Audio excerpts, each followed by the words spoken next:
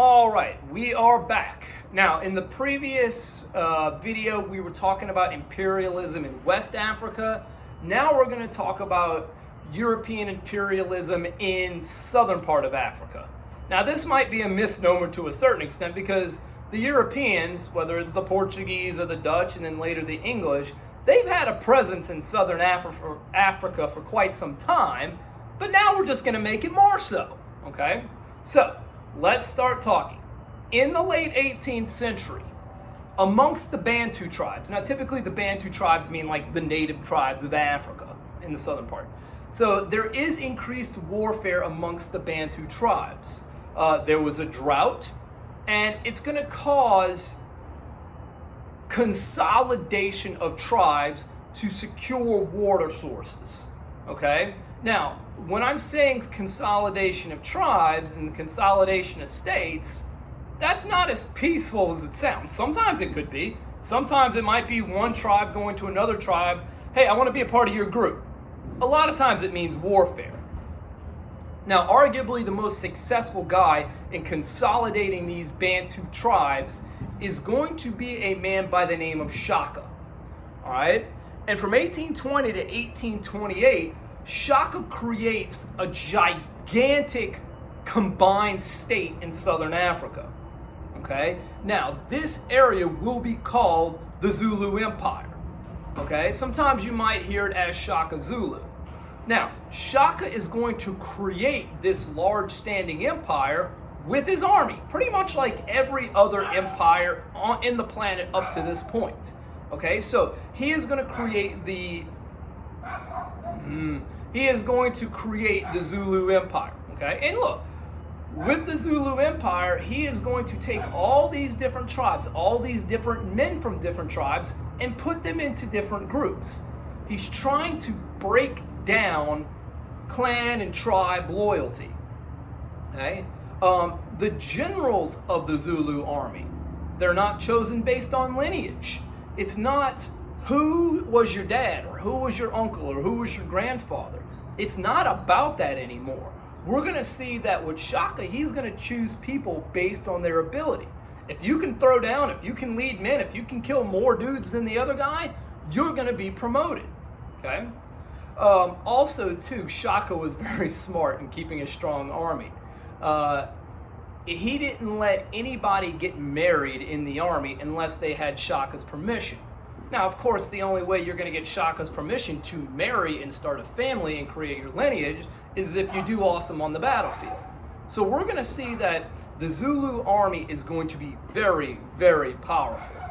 Now, there is a word here, and you need to know it. The process of which Shaka acquires this empire will be known as the Mfakane. The Mfakane, it translates, like different books will tell you it translates into different things. Sometimes it says wars of wandering. Sometimes it says crushing. But regardless, it's basically Shaka just kind of wandering around, taking over tribes. Now keep in mind too, sometimes conquered people, they'll voluntarily incorporate in the group. Sometimes they'll die. Sometimes Shaka will come to people and say, hey, do you want to be a part of our group? And they say yes. So there is no warfare required. Okay? Now, also too, interestingly enough, Shaka, he had English advisors. Okay? He had English guys in the army training some of his troops. Now, you would think that he's going to be using modern European rifles, modern European weaponry, but that's not going to be the case. Okay, we're going to see that typically Shaka uses iron-tipped spears. Okay, so when it actually comes down to him fighting a colonial power, or the Zulus fighting a colonial power, it's not going to work out well. Okay, now, you got the Zulu kingdom there. Let's talk about what's happening a little bit further south on the coast. Up until this point, the Dutch had been controlling Cape Colony. The Dutch had been controlling Cape Town on the southern tip of Africa. And you remember they were using it as a relay point to get to the Spice Islands or to get to Indonesia. All right? Now, that being said, there is a transition. Okay? In the early 19th century, because of the Napoleonic Wars, the Dutch will ally themselves with the French. So we see that the English see this as fair game. So the English actually go and take Cape Colony in the early 19th century. Now, don't fall into that trap of thinking, well, all right, okay, the Dutch are Western European, the English are Western European, so they're all going to get along and they're all just going to oppress the Bantu tribes. Some of that might be true, but a lot of that is not true. You have to understand the Dutch, they were farmers, they were much more rural in their mindset. They believed in slavery. They needed the slaves to run their plantations. The English, much more urban. The English are also against slavery, and the English are the ones in charge. So we see there is a conflict between the Dutch settlers, the Boers, and these new English settlers that are running everything. Now, this is going to lead to a pretty important moment, okay? We're going to see that from 1834 to 1836, there is a forced migration of the Boers, those Dutch settlers, okay? And it's called the Great Trek. Now, the reason the Great Trek happened is because those Dutch farmers, the Boers, they said, look, we've got two options. Either we succumb to English rule or we move north and do our own thing again up north. And they choose to go north, and it's a very hard trek. It is not easy. Many people will die. Causes a lot of resentment, okay? Now, they're actually, interestingly enough, they're actually able to move north, and a lot of the land is empty. But it's empty because of the different infikanes that are happening. All those wars of wandering and wars of crushing have left a lot of this land in the northern part of South Africa vacant. It is not there. So, of course, the Dutch just kind of move on in. All right? Now, there are going to be some natives, and specifically we'll talk about the Xhosa, okay? The Dutch, when they go up there, they will come in contact with some tribes. I mean, I'm not saying it's completely vacant. It's just not as populated as it was before. Now, keep in mind, when the Xhosa tribe, when they come in contact with the British, and when they come in contact with the Dutch, it's the same. It's a different verse of the same song we've said so many times. They're not going to be able to withstand up to these guys. They're not going to be able to stop European expansion into Southern Africa. All right, and of course, almost accidentally, the Dutch introduce diseases that actually end up killing a lot of the Xhosa's cattle. So of course, they all starve and they all disappear. Now the Dutch have this area, okay?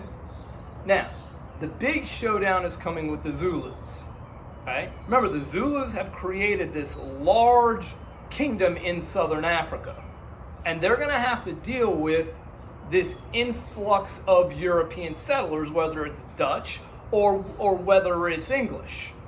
Now, they're not going to be able to really compete with either one because both of these groups have modern weaponry. Okay, I mean, you take a knife to a gunfight and see what's going to happen. They're going to lose. Now, let's talk about really their conflicts with the British. Okay, the Zulus, they are going to remain politically independent until the 1870s. Something is going to happen in the 1870s that says, ooh, we have interest in your area now. We're going to take it, okay? So in 1868, the British and the Dutch, they discovered diamonds in South Africa. Now, up until this point, India was the only place you'd get diamonds. So, of course, everybody's like, oh man, there's diamonds there. Ooh, let's go get them, okay? In 1884, they discovered gold in Southern Africa. So, of course, now everybody's like, oh, let's go get the gold, okay? Now, interestingly enough, the Dutch, the Boers that have been driven north, now, once they find gold and diamonds in the northern part of Southern Africa, the English want in on it too. So the Dutch will actually invite the Germans to come and help them fend off the English, okay? So it's just bringing more and more Europeans to Southern Africa. It's bringing more and more European military technology into Southern Africa. Okay, and look, you guys, you got to understand, the Dutch might survive this. You know, those small amount of Germans might survive this. The English might survive this. The Zulus are not going to survive this. They don't have the military technology. Now, in 1879, the British demand from the Zulu king, now Shaka's been dead by this point, but the next Zulu king, they demand that he surrender. They demand that essentially you become submissive to the British. Okay? Now, of course, look, you know, he's like, nah, that ain't gonna happen. If you want it, you come and get it. So from this point, we're gonna see that the British and the Zulus are gonna go to war with each other. And it's called the Zulu Wars. And of course, the British, I don't want to say they wiped the floor with them, but they wiped the floor with them.